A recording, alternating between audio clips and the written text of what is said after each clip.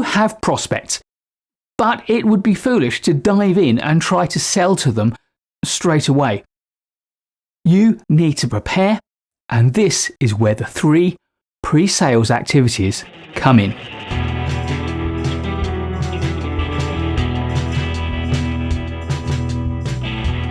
The 3 pre-sales activities are qualification, that is, identifying which of your prospects you should focus on; preparation, making sure that you're ready to approach them and to sell to them; and approaching them to get the first meeting. Let's start with qualification. Qualification is identifying which prospects are most likely to spend. In some circumstances, it can be identifying which prospects are likely to spend against those which probably won't.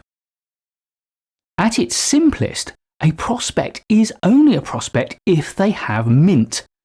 That is, money to spend, influence over the buying decision, a need or a desire to buy, and time pressure so that if they do buy, it will be within a reasonable time frame.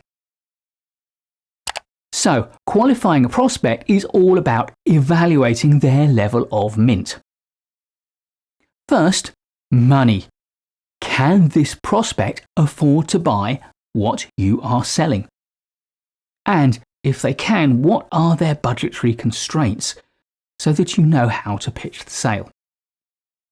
Second is influence. Are they able to influence the buying decision?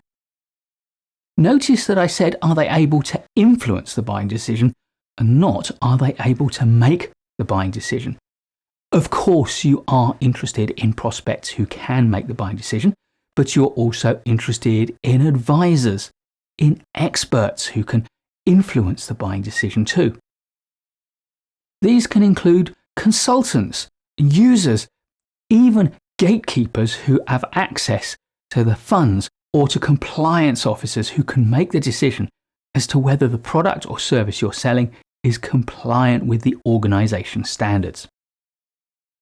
And while we're thinking about influence, it's worth trying to understand the decision process that your prospect or your prospect organisation will need to go through to make the purchasing decision. Third is need. This is about making sure that you can match the prospect's needs, desires, preferences and priorities against the capabilities of the product or service that you're selling.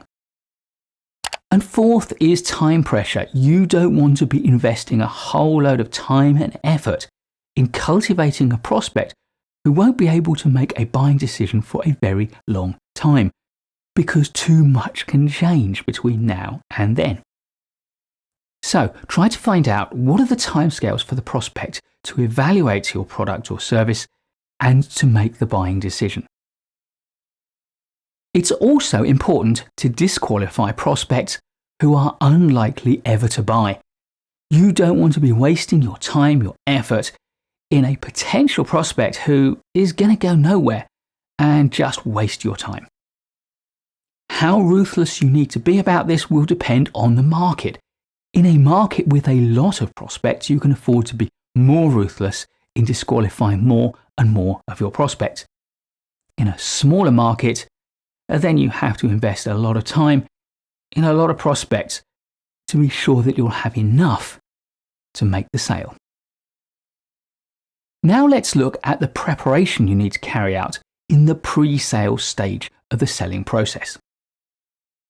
The key here is to be as ready as you possibly can be for when you meet the prospect, and this means doing a lot of research. Research the organisation and the individuals you're going to meet within the organisation and their styles and personalities and preferences.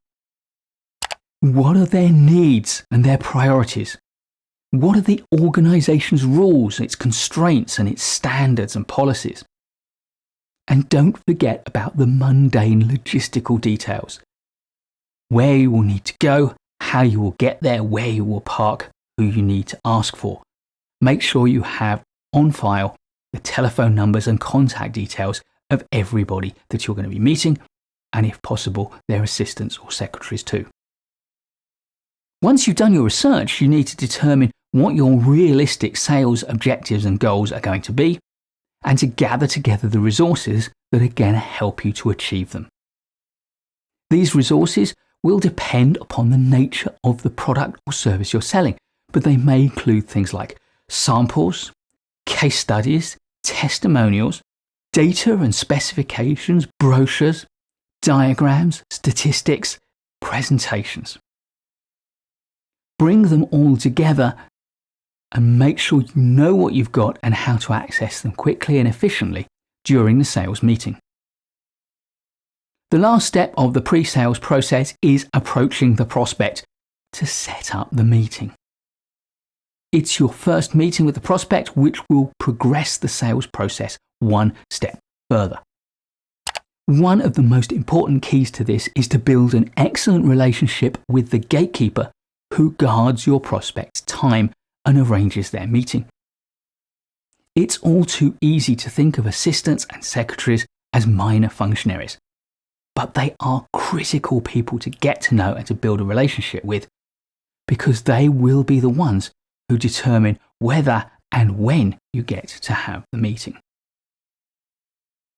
Once you've completed all your pre-sales activities, you are ready for the sales meeting. And in the next video, we'll look at the first step in that part of the process. Please do give this video a like if you've enjoyed it or learned from it. I'll be creating loads more great management courses videos for you, so please do subscribe to the channel and hit the notification bell so you don't miss any of them. I'll look forward to seeing you in the next video, and in the meantime, keep learning.